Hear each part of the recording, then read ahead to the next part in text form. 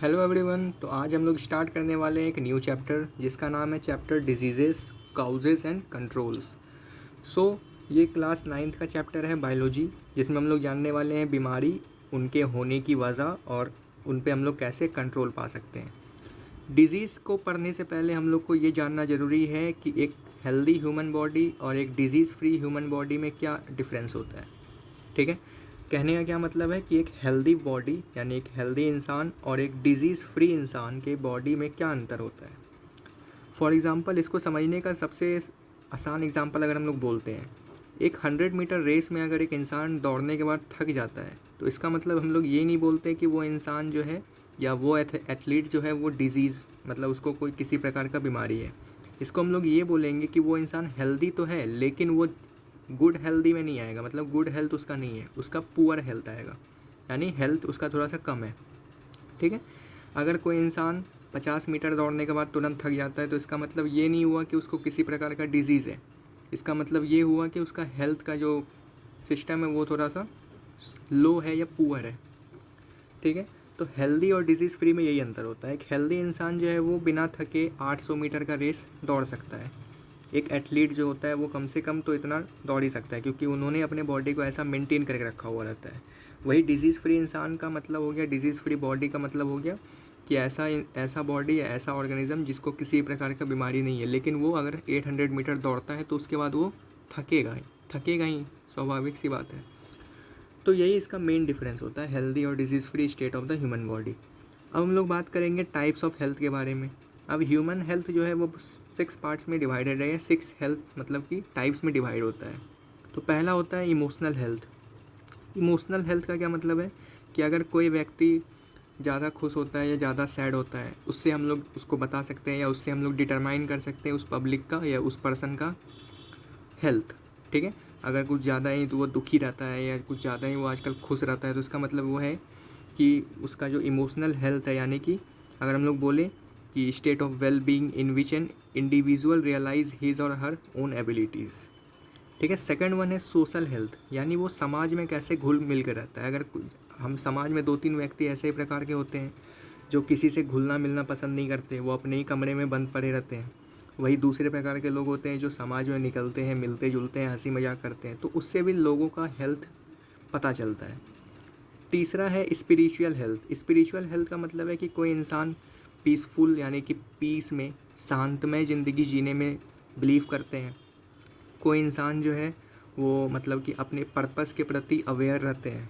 ठीक है, तो वैसे इंसान को हम लोग बोलते हैं, या वैसे इंसान जो मोटिव लेके चलते हैं उसको हम लोग बोलते हैं स्पिरिचुअल हेल्थ। चौथा है फिज़िकल हेल्थ, नॉर्मल सा, रिलेटेड टू द फिज़िकल यानी कि फ़िटनेस। अगर कोई इंसान ज़्यादा फिट है तो वो आराम से कोई भी काम बिना थके कर सकता है।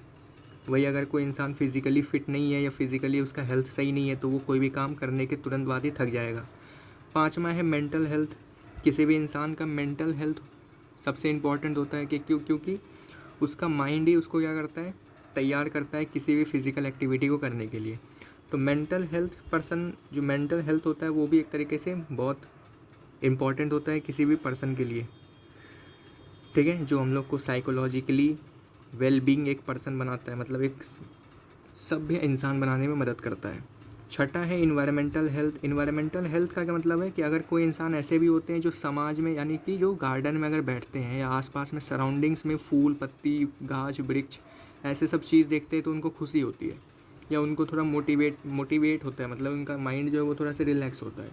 वही समाज में दूसरे भी लोग ऐसे होते हैं जो बंद कमरे में अंधेरे में रहना ज़्यादा पसंद करते हैं, तो उनसे उनका इन्वायरमेंटल हेल्थ पता चलता है।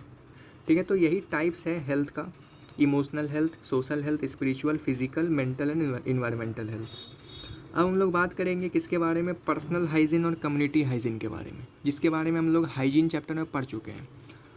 पर्सनल हाइजीन के अंदर क्या क्या इंक्लूड रहता है, हमारा डेली नहाना, डेली खाना खाने से पहले हाथ धोना, खाना खाने के बाद हाथ धोना, नाखून साफ़ करना, नाखून काटना, यही सब चीज़, brushing teeth after every meal, तो ये सब हमारे पर्सनल हाइजीन में आता है। कम्युनिटी हाइजीन में क्या आता है कि हम लोग किसी भी व्यक्ति को साफ़ पानी पीने की प्रेरणा दें। ठीक है, उसके बाद हम लोग फैमिली वेलफेयर एजुकेशन के बारे में एक तरीके से प्रोविज़न बनाएं। तीसरा बोल सकते हैं कि एक अच्छा हेल्थ केयर सिस्टम हम लोग डेवलप करें कम्युनिटी में, या और भी जैसे कि सैनिटेशन के मामले में हम लोग आसपास के जो कम्युनिटी है, एक सोसाइटी है, उसको हम लोग साफ़ सुथरा रखें। और हम लोग बोल सकते हैं कि प्रॉपर वैक्सीनेशन करवाएं, लोगों को मेडिकल एड्स और मेडिसिन्स के बारे में नॉलेज दें, ताकि वो किसी भी प्रकार के होने वाली बीमारी या विपदा में काम आ सके एक दूसरे के। तो इसी प्रकार हम लोग पर्सनल हाइजीन और कम्युनिटी हाइजीन के बारे में चैप्टर हाइजीन में पढ़ चुके हैं। अब हम लोग बात करेंगे डिजीज़ेस के बारे में, यानी बीमारी के बारे में। आखिरकार बीमारी क्या है? तो बीमारी हम लोग बोलते हैं कि ये एक तरीके से किसी भी नॉर्मल पर्सन के बॉडी में अगर उनका फंक्शन यानी कि बॉडी फंक्शन करना थोड़ा सा इधर उधर कर देता है, यानी डिसऑर्डर हो जाता है। हम लोग जानते हैं कि हमारा बॉडी सिस्टमेटिक वे में वर्क करता है, एक सिस्टम के अकॉर्डिंग वर्क करता है। अगर उसी सिस्टम में कोई एक प्लग अगर निकल जाए या कोई एक प्लग में ख़राबी आ जाए तो हम लोग का बॉडी ऑर्डर से डिसऑर्डर में चला जाता है। ठीक है, इसका क्या मतलब है कि हमारा बॉडी का जो स्ट्रक्चरल फंक्शन है वो डिस्टर्ब हो जाता है, जिसके वजह से हम लोग क्या बोलते हैं कि हमारे बॉडी में डिजीज़ आ गया या डिजीज़ हो चुका है।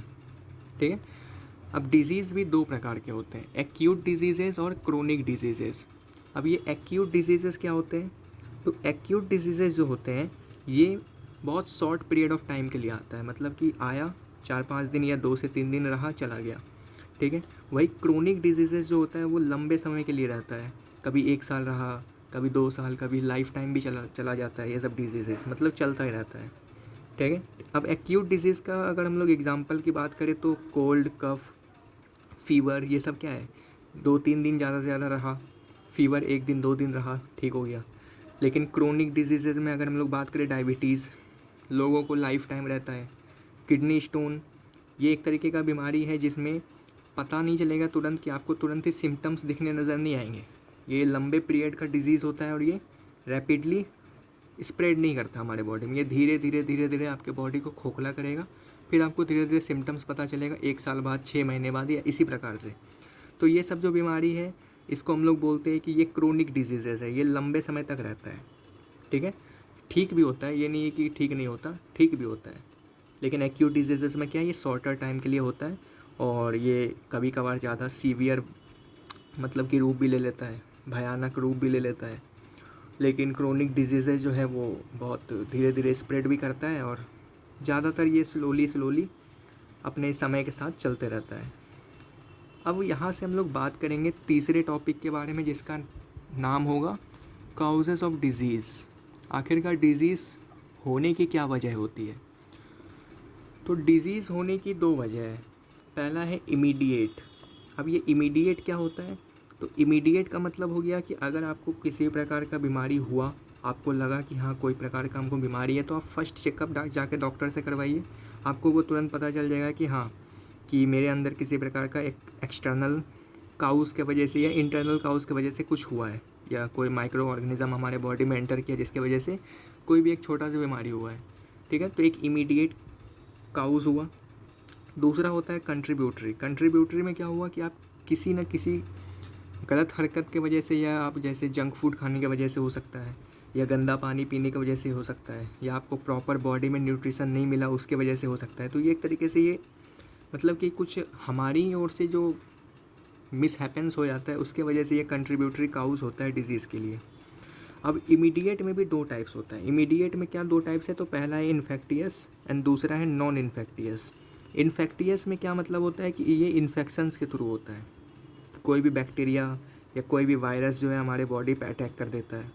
ठीक है, जैसे ये बीमारी हो गया डायरिया, कोलेरा, टाइफाइड, ये सब जो बीमारी है ये हम लोग का किस में आएगा? तो इन्फेक्टियस लिस्ट में आएगा, यानी कि ये किसी भी एक वायरल बैक्टीरिया या वायरस से होता है। दूसरा है नॉन इन्फेक्टियस। नॉन इन्फेक्टियस में क्या है, इसमें किसी प्रकार का बैक्टीरिया, फंगाई इंक्लूड नहीं होता है।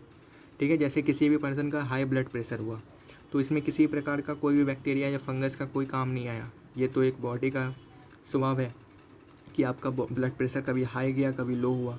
कैंसर ये भी एक तरीके का क्या है, non infectious cause of diseases है। अब वहीं हम लोग बात करें कंट्रीब्यूटरी काउज ऑफ डिजीज़ के, इसके भी 3 टाइप्स है। पहला है अनहेल्दी कंडीशन। अनहेल्दी कंडीशन में क्या होगा, अगर हम लोग ज़्यादा मात्रा में कंटामिनेटेड फूड खा लें या ऐसा पानी पी ले जो हमारे बॉडी को कुछ ना कुछ नुकसान पहुंचा दे, यानी एक तरीके से अनहेल्दी या अनहाइजीनिक वे में। ठीक है, तो इसके वजह से भी हमारे को बीमारी हो सकता है, डिजीज़ हमारे अंदर फैल सकता है। दूसरा टाइप्स है improper public facilities. Improper public facilities का क्या मतलब हुआ कि आप किसी प्रकार से अगर मान लिया जाए कि क्लीन ड्रिंकिंग वाटर नहीं पी पा रहे हैं, या आप ऐसा जगह पे रह रहे हैं जहाँ का मेस का खाना थोड़ा गंदा हो, तो ये एक तरीके से किस में आता है, इनप्रॉपर पब्लिक फैसिलिटीज़ में। यानी कि आपके खाने की वजह से, आपके रहन सहन के जगह पे गंदगी होने की वजह से ही आपको बीमारी हो सकता है। तीसरा है पोवर्टी। अब बहुत सारे लोग ऐसे भी होते हैं, या हमारे इंडिया में लगभग 40 to 50% लोग ऐसे ही होते हैं जिनके बॉडी में मेल न्यूट्रिशन, मतलब कि न्यूट्रिशन की कमी की वजह से भी डिजीज़ हो सकता है, जिसको प्रॉपर तरीके से नरिशमेंट नहीं मिला हो, तो इसके वजह से भी डिजीज़ होता है। ठीक है, तो ये थर्ड रीज़न है पोवर्टी, जो किसके अंदर आता है, कंट्रीब्यूटरी में आता है। लेकिन इमीडिएट में 2 टाइप्स आता है, इन्फेक्टियस और नॉन इन्फेक्टियस। कंट्रीब्यूटरी में 3 types, unhealthy condition, improper public facilities और पोवर्टी। ठीक है, तो आज के वीडियो में यही टॉपिक था, जिसमें हम लोगों ने जाना टाइप्स ऑफ हेल्थ के बारे में, डिजीज़ेज़ के बारे में, डिजीज़ कितने टाइप्स के होते हैं, एक्यूट डिजीज़ेस, क्रोनिक डिजीज़ेस, फिर डिजीज़ होने की वजह। अब डिजीज़ जो होते हैं वो कितने प्रकार में हो सकते हैं, तो 2 प्रकार में हुए, इमीडिएट, कंट्रीब्यूटरी। इमीडिएट 2 टाइप्स में, कंट्रीब्यूटरी 3 टाइप्स में। अब नेक्स्ट पार्ट में हम लोग समझेंगे mode of transmission of disease, आखिरकार डिजीज़ जो है वो कैसे फैलता है। ठीक है, तब तक के लिए थैंक्स फॉर वॉचिंग।